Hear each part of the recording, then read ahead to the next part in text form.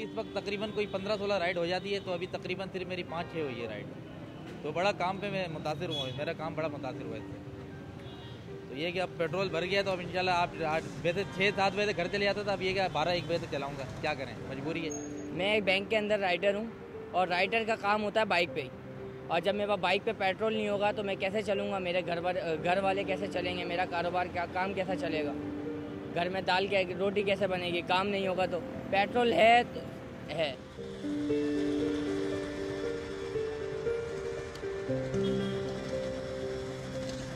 सुबह से सर गाड़ी बंद है, काम पे कहाँ से जाएं। यहाँ किसी ने बोला था कि मिल जाए, यहाँ है, ये भी बंद है। धक्के से लगा के यहाँ तक पहुँचा सर, सारी रोड से यहाँ तक। वहाँ से किसी ने टो नहीं करा, बस आराम से यहाँ पहुँचा पसीने से। अभी बस मार्केट में खड़े होंगे और कहाँ जाना है। पेट्रोल की कोई जुगाड़ करते हैं कहीं ना कहीं से, तो ढूंढेंगे।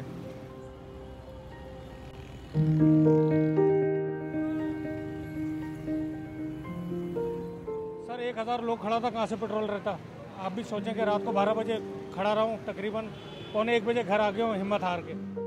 सर एडवांस आपको पता है महंगाई कितनी है, हर आदमी कहता है डेली भरा लेंगे, और सुबह इतना रश था कि आप खड़े नहीं हो सकते, लेट हो जाते ऑफिस से। आप देखते हैं, अल्लाह मालिक है।